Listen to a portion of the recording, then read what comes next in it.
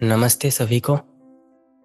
शुरुआत करते हैं डे 2 से, मीटिंग द शैडो।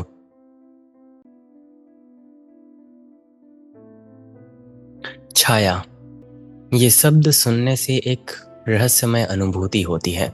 छाया बस एक प्रकाश का प्रतिबिंब नहीं है, कुछ ऐसा जो हमारे साथ चलता है पर जिसे हम कभी सच में देखते नहीं। शैडो साइकोलॉजिकली एंड स्पिरिचुअली दोनों अर्थों में हमारे उस हिस्से का प्रतीक है जिसे हम स्वयं से छिपा लेते हैं।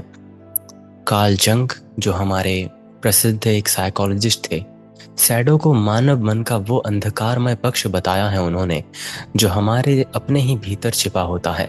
भावनाएं, इच्छाएं, स्मृतियां और प्रवृत्तियां जिन्हें हम बुरा या मूर्ख या फिर एक तरीके से अस्पर रिचुअल मानकर दबा देते हैं।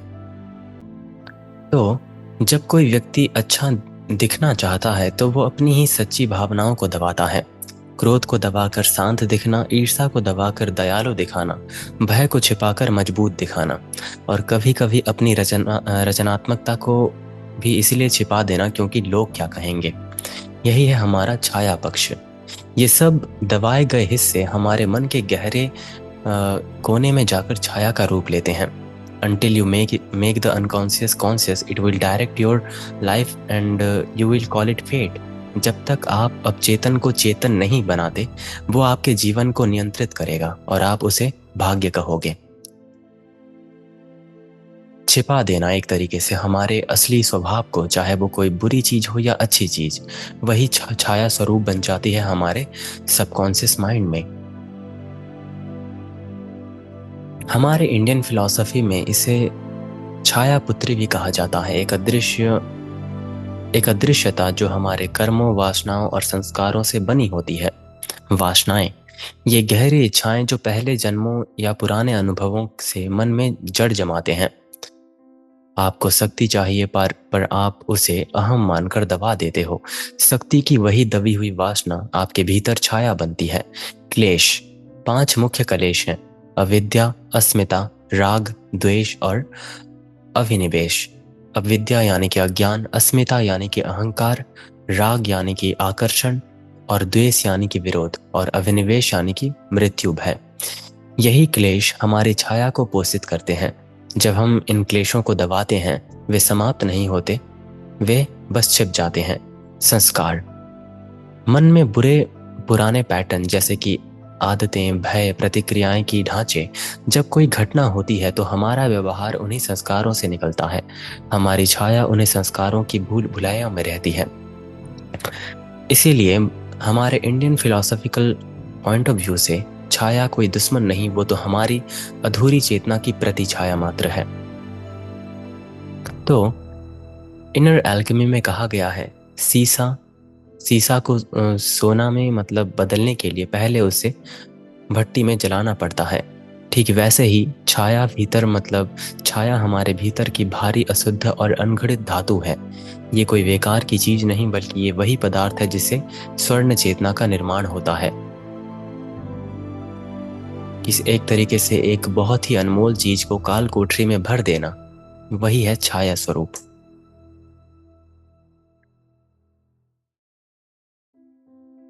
छाया कहीं ना कहीं एक ऊर्जा है, क्योंकि कहीं ना कहीं हम इसको हमारे अवचेतन मन में दबाते हैं, जिसे कोई कार्य नहीं मिला। एक ऐसी ऊर्जा जिसे कोई कार्य नहीं मिला। जब आप अपने भीतर की ऊर्जा को पहचानते हो तो वो आपके जीवन का धार्मिक साथी बनता है। क्रोध जो पहले विनाश करता था अब संरक्षण करता है। ईर्ष्या जो पहले जलाती थी अब वो प्रेरणा देती है। भय जो पहले रोकता था अब वो सावधानी हमको देता है। छाया तब शत्रु नहीं रहती, वो हमारे अस्तित्व का अधूरा संगीत बनता है, जो एक बार स्वीकारे जाने पर पूर्णतः राग बन उठता है। क्या आपने कभी गौर किया, जब सूर्य अस्त होता है तभी छाया सबसे लंबी होती है, और जब आप अपने भीतर के सूर्य यानी कि चेतना को उदित करते हो तो छाया विलीन होती है, प्रकाश में समाती है। यही है छाया का रहस्य, जिससे भागना नहीं होता, उसे पहचानना होता है, अपनाना होता है, और अपने कर्म में ही उसको अडिग करना होता है।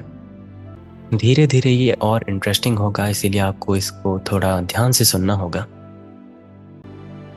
छाया कोई ऐसी चीज नहीं जो अचानक बन जाए, छाया मतलब मैं यहाँ पे ये जो शब्द प्रयोग कर रहा हूँ, ये कोई सैडो की बात नहीं कर रहा मैं। ये इन रियलिटी ये हमारे अवचेतन मन की जो अधूरी चीज़ें हैं, जो हमारे मन में दबी पड़ी हैं, इसी को ही मैं छाया कहकर पुकार रहा हूँ। तो छाया कोई अचानक सी बनने वाली कोई वस्तु नहीं, वो धीरे धीरे अनुभवों और अस्वीकृतियों की परतों से जन्म लेती है। जैसे कोई नदी अपने मार्ग में पथरीली मिट्टी से होकर बहती है और धीरे धीरे अपना गहरापन अर्जित करती है, वैसे ही हमारी चेतना के भीतर छाया बहुत धीरे धीरे करती है। बचपन के सौदे। बचपन में हम एक पवित्र सौदा करते थे। प्रेम पाने और अस्वीकार से बचने के लिए हम अपने कुछ हिस्सों को त्याग देते थे। एक बच्चा सीखता है, जब मैं गुस्सा करता हूँ, माँ मुझसे बात नहीं करती या फिर मुझे मारती है, तो यानी गुस्सा करना गलत है। इसीलिए वो अपने क्रोध को भीतर दबा देता है, पर क्रोध मिटता नहीं, वो बस दबाता है, वो बस भूमिगत हो जाता है और बाद में व्यंग, सिरदर्द या अपराध बोध बनकर लौटता है। किसी और को सिखाया जाता है, मत रो लड़के, नहीं रोते, तो वो अपने दुख को छिपा देता है और वही दुख आगे चलकर ठंडेपन या उदासीनता में बदल जाता है। जो डिप्रेशन फील करते हैं, सब कुछ है लेकिन फिर भी एक खालीपन लगता है, ये वही चीज है। इसी तरह हमारी आत्मा के अनेक हिस्से प्रेम पाने के बदले दफन किए जाते हैं। वही दफन भावनाएं छाया बनती हैं। एक और पॉइंट है, वो है सामाजिक परिष्कार। समाज, परंपरा और धर्म हमें सिखाते हैं कि कौन से गुण पवित्र हैं और कौन से अपवित्र। उदाहरण के लिए आज्ञाकारिता, श्रद्धा और संयम की प्रशंसा होती है, जबकि विलाप, रोष और इंद्रियों की सुख की अनुभूति को तिरस्कृत किया जाता है, त्याग दिया जाता है। परंतु क्या ये भावनाएं वास्तव में अपवित्र हैं? बिल्कुल नहीं, ये तो मानवता की जड़ें हैं। लेकिन जब समाज उन्हें अस्वीकार करता है तो व्यक्ति उन्हें अपने भीतर कैद करता है, और इसी प्रकार सामाजिक रूप से अप्रिय भावनाएं हमारी छाया लोक में निवासित हो जाती हैं। जैसे संवेदना को पाप कहा गया तो उसने कला में शरण ले ली, क्रोध को असभ्य कहा गया तो उसने कविताओं में आग बनकर जन्म लिया।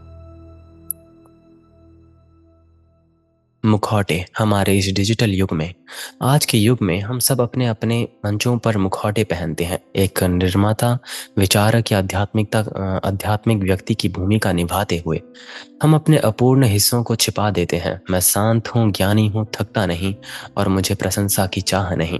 परंतु वास्तविकता ये है कि कभी कभी हम ईर्ष्या महसूस करते हैं, कभी थकान और निराशा हमें पकड़ लेती है, कभी भीतर तालियों की चाह भी उठती है। पर्सनली अगर मैं बोलूँ तो मैं भी टूटता हूँ, मैं भी भटक जाता हूँ।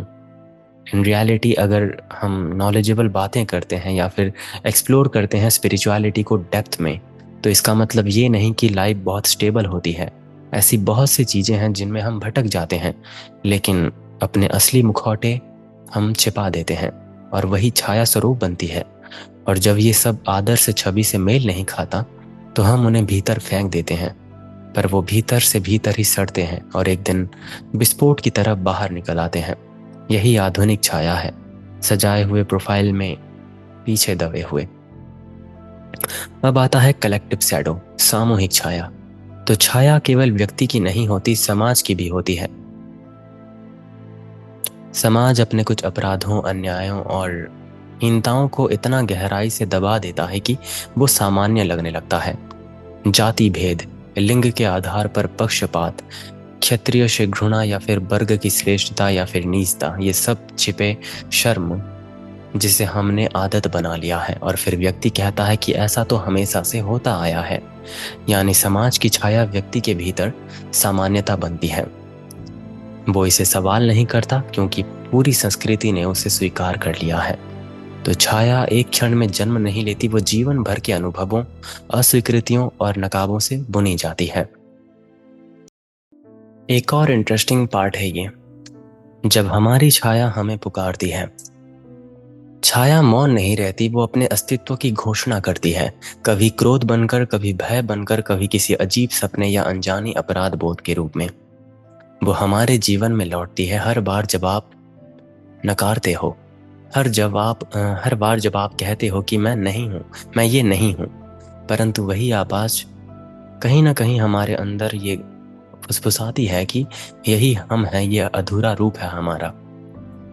इसको थोड़ा एग्जाम्पल के साथ समझते हैं। असंगत प्रतिक्रियाएं।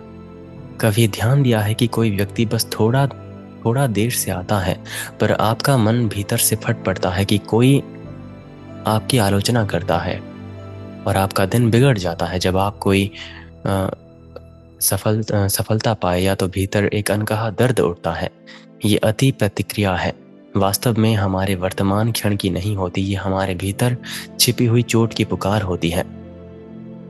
हर बार जब प्रतिक्रिया अनुपात से बड़ी हो तो समझ लेना छाया बोल रहा है। नैतिक अहंकार भी है। कभी कभी हम अपने भीतर एक सूक्ष्म गर्व का एहसास करते हैं, मैं ऐसा नहीं हूं, मैं उनसे ऊपर हूं। ये एक प्रकार का नैतिक मुखौटा है जो अक्सर भय या ईर्ष्या को ढक देती है। जब आप किसी को देख रहे होते हो ये कितना लालची है, तो शायद आपके भीतर भी कोई एक ऐसा हिस्सा है जो संपन्नता या मान्यता चाहता हो, पर उसे आध्यात्मिकता होने के कारण दबा दिया गया। ये मैं श्रेष्ठ हूं का भाव दरअसल छाया की रक्षा दीवार है, ताकि आप अपनी गहराई में झांकने से बच सको।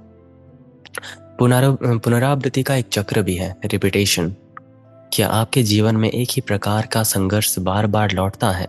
नए व्यक्ति, नया समय, या फिर वही झगड़ा या वही पीड़ा? ये कोई संयोग नहीं, ये छाया का तरीका है आपको जागृत करने का। जब तक आप अपने आप को देख नहीं लेते, वे हर एक नए चेहरे के रूप में लौटती है। हर बार जब आप अपनी कहानी दोहराते हो तो जान लेना कि आप अपने भीतर के अदृश्य पात्र से टकरा रहे हो। छाया नींद में बोलती है, सपनों में वो राक्षस, पीछा करने वाला, कुछ ऐसे अजीब अजीब सपने आते हैं जो हमारे अवचेतन मन के ही अंदर मौजूद हमारे अंधकार रूपी पक्ष होते हैं। हर सपना हमें किसी अधूरी भावना की ओर इशारा करता है, कुछ जो हमें जागृत चेतना के स्थान नहीं पा सका। कभी कभी ये अनजान शब्दों में निकलता है, जैसे किसी ने अनजानी में कठोर बात कह दी हो। ये छाया का सबसे सूक्ष्म और शक्तिशाली रूप है, प्रक्षेपण, प्रोजेक्शन करना। जब आप किसी में दोष देखते हो कि वो कितना घमंडी है, वो बहुत जरूरतमंद है, वो ध्यान चाहता है, तो एक क्षण ठहरना, क्या ये संभव है कि वही गुण आपके भीतर भी छिपा है, पर आप उसे स्वीकार नहीं कर पाते? जैसे आईना हमारे चेहरे को दिखाता है, लोग हमारे छिपे स्वभाव को प्रतिबिंबित करते हैं, तो छाया दूसरों के माध्यम से हमसे बात करती है। वो कहती है कि जिसे आप सबसे अधिक नापसंद करते हो वही आपके भीतर की अनदेखी भावना होती है, संभावना भी होती है। मैंने कुछ दिन पहले या फिर कुछ हफ्तों पहले एक वीडियो बनाया था, या फिर मैंने इसको पेंडिंग रखा है, कि आखिर कैसे इस तरह से बैठें, मतलब इतने सजगता से बैठें जब तक कि हमारी छाया हमसे बात नहीं कर लेती। ये कोई लॉजिकल चीज़ नहीं, मेटाफोरिकली मैंने कहा था कि कैसे ऐसे बैठें जब तक हमारी छाया हमसे बात नहीं कर लेती। इसका मतलब है अपने अंधकार के रूपी पक्ष से मिलना, अपने आप से बातचीत करना कि ऐसी कौन सी चीज़ें हैं जो मेरे अस्तित्व के पीछे मौजूद हैं। तो छाया से मिलने का उपाय क्या है? Meeting methods. जब हम छाया से मिलना चाहते हैं अपने अंधकार रूपी पक्ष से, तो ये कोई हिंसक युद्ध नहीं, ये एक पवित्र संवाद होता है अपने आप से, क्योंकि छाया कोई दानव नहीं बल्कि वो ऊर्जा है जो रूपांतरण की प्रतीक्षा कर रही है। ये मार्ग सुरक्षित और संयमित होना चाहिए।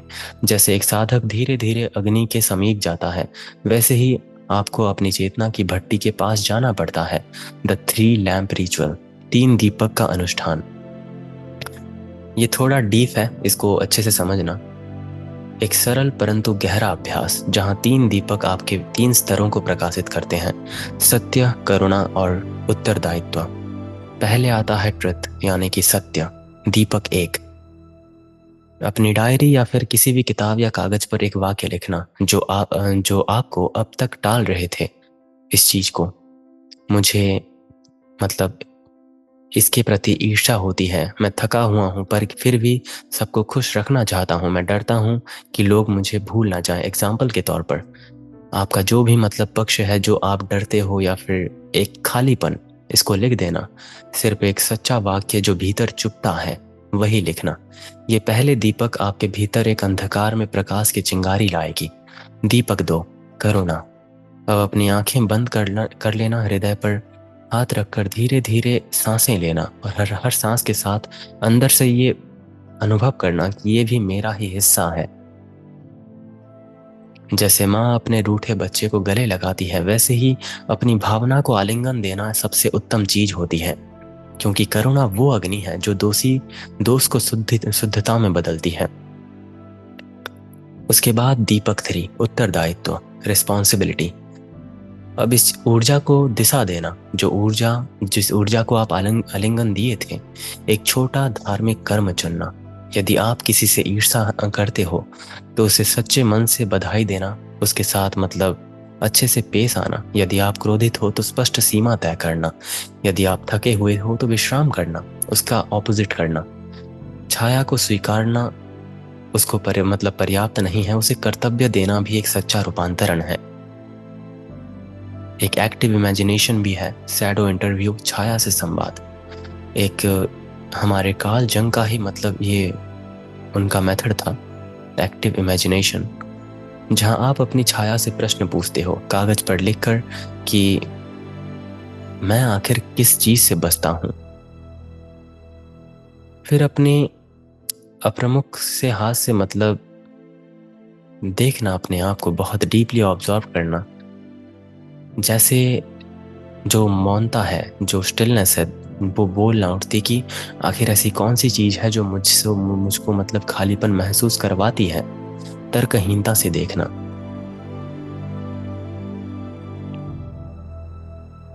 नेति नेति और नामकरण, हमारे महावाक्य अद्वैत वेदांत के, इसको कैसे आप मतलब ऐड कर सकते हो।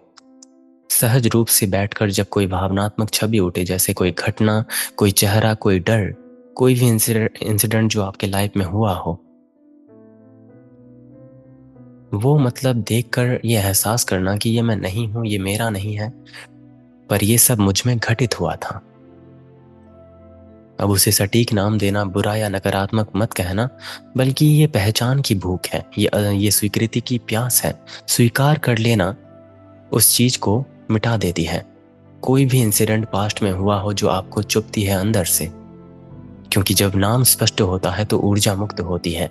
तो ऊर्जा को हमें मुक्त करवाना है, तो उसके लिए उसको स्वीकार करना जरूरी है।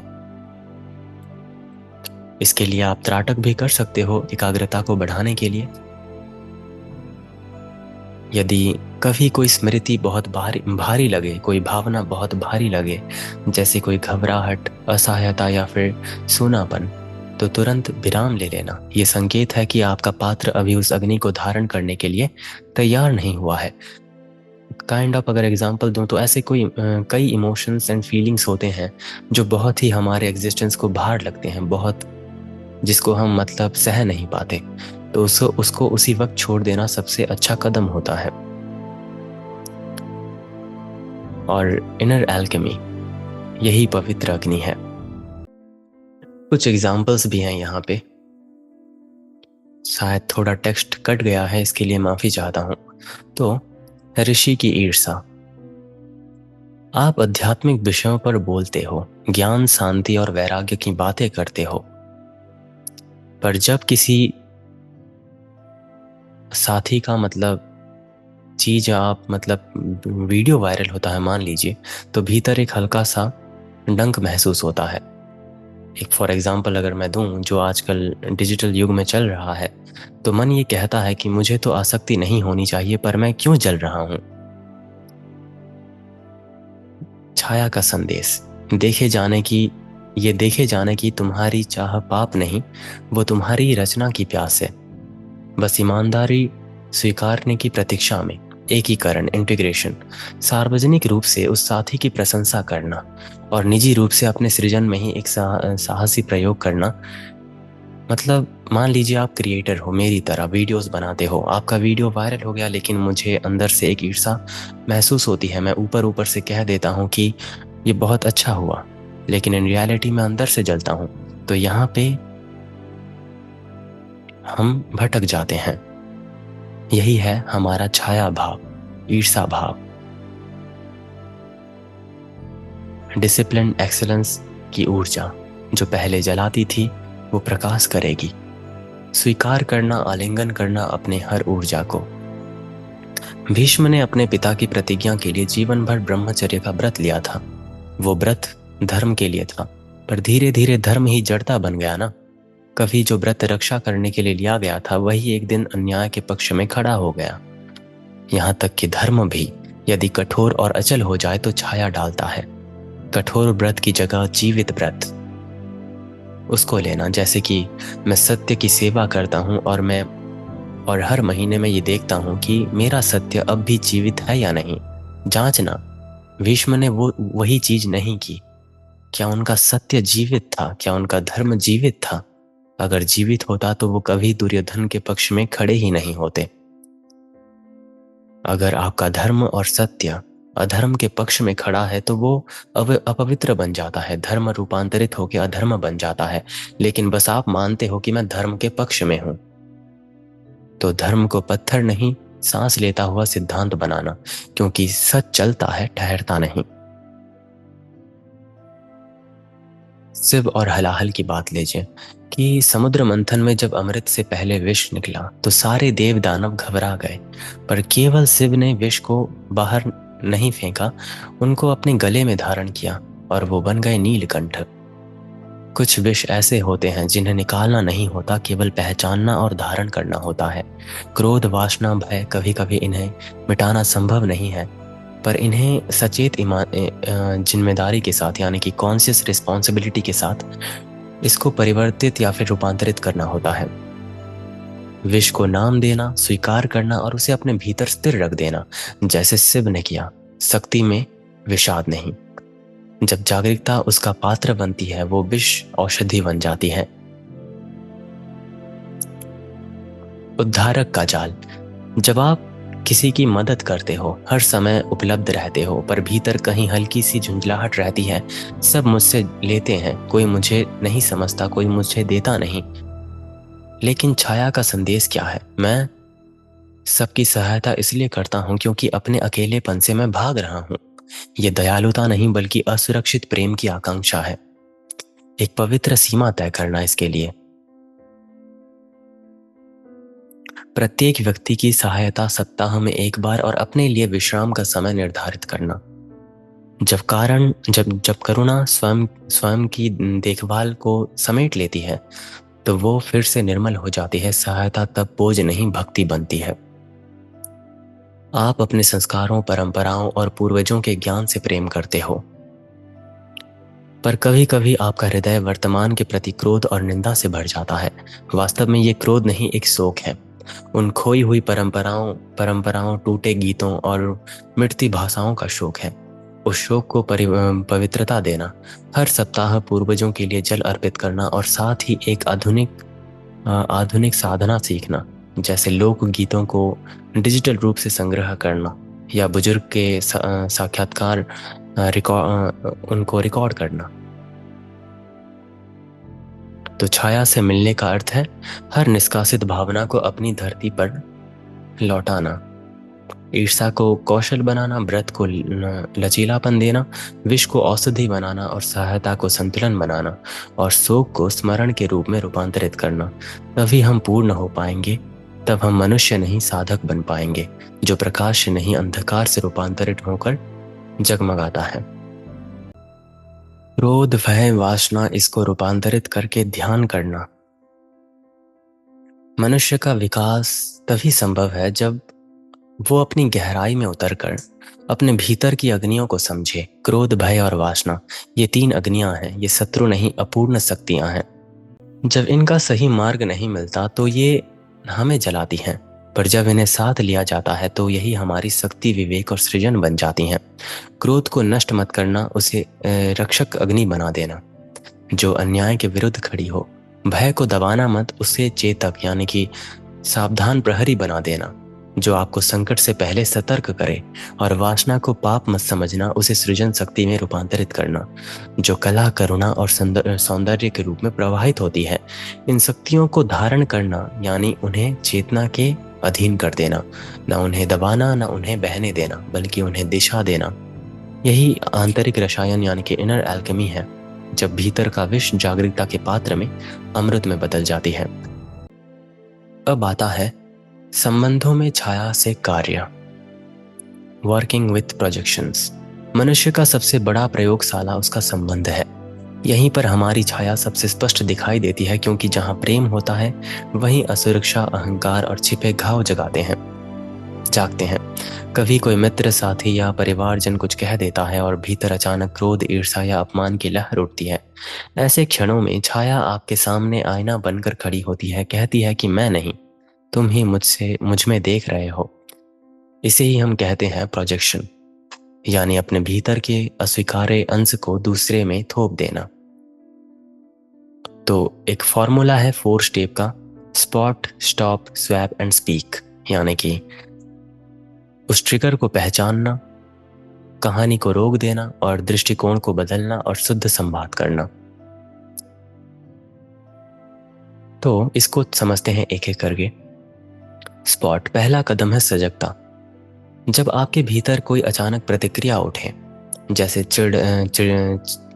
चिढ़ना या फिर गुस्सा करना, नापसंदगी करना, तो ठहर जाना और पहचानना कि ये मेरे भीतर कुछ छू गया है। कोई व्यक्ति बार बार बीच में बोलता है और आप अपमान महसूस करते हैं। ये केवल उनकी आदत नहीं, ये आपके भीतर की अनुसूची आवाज़ को छूती है। स्पॉट करना यानी अपने संवेदना की जड़ को देखना। उसके बाद स्टॉप, यानी कि कहानी को रोक देना। जब भावनाएं उठें तो मन तुरंत कहानी गढ़ने लगता है कि वो हमेशा ऐसा करता है, उसमें अहंकार है, वो मुझे छोटा दिखाना चाहता है। यहीं रुक जाना, क्योंकि कहानी जितनी लंबी होगी चेतना उतनी धुंधली हो जाएगी। सिर्फ रुक जाना और कुछ गहरी सांसों के साथ एक क्षण का प्रतीक्षा करना, प्रत्येक श्वास के साथ साक्षी भाव को अपनाना। उसके बाद स्वैप, यानी कि दृष्टिकोण को बदलना। अब मन की दिशा बाहर से भीतर की ओर मोड़कर ये वाक्य बदल कर, मतलब जो मन ने कहा था कि वो कितना घमंडी है, इसको बदल कर मैं कहाँ डरता हूँ कि मुझे घमंडी समझा जाएगा, वो मुझे नज़रअंदाज करता है, इसको बदल कर क्या मैं खुद को महत्वहीन मानता हूँ। इसी तरह छोटे मोटे परिवर्तन के साथ आप अपने एक नए अस्तित्व को गढ़ते हो। ये परिवर्तन आपके प्रतिक्रिया या आत्मदर्शन में बदल देती है। उसके बाद स्पीक, यानी कि शुद्ध संवाद करना। अब जब भावनाएं शांत हो गई हैं और छाया को देखा जा चुका है, तो संबंध में स्पष्ट सजग वाक्य बोलना। इसी तरह कहीं ना कहीं आप अपने आप को परिवर्तित करते हो। और आखिर में जो पार्ट है वही सेम चीज है अपने आप को बदलने की। आई होप आज का ये सेशन आपको पसंद आया होगा। वैसे आपको आज का ये सेशन कैसा लगा आप मुझे मैसेज बॉक्स में बता सकते हो। ये कुछ ऐसी चीज़ें थी जो मैं पहले से ही आप सभी के साथ शेयर करना चाहता था, इसीलिए मैंने ये 7 डे का प्रोग्राम रखा इनर एल्केमी के ऊपर। क्योंकि जब आप अपने एग्जिस्टेंस को बहुत परत दर परत बहुत डीपली समझते हो, तो आप अपने आप को खोलते चले जाते हो। किसी के साथ बात करते हुए कैसे अवेयरनेस को मेंटेन किया जाता है, छोटे मोटे परिवर्तन के साथ एक बड़ा परिवर्तन लाना, यही छायावाद है, यही इनर एल्केमी है। इसी तरह एक एक दिन करके हम इसको और अच्छे से समझते जाएंगे। एंड कल है हमारा द फायर ऑफ अवेयरनेस। आप सभी जरूर ज्वाइन होना, अवेयरनेस के ऊपर रहेगा। तो मिलते हैं कल हमारे एक नए सेशन के साथ। आप सभी का मूल्यवान समय देने के लिए बहुत बहुत धन्यवाद। सभी को शुभ रात्रि और हर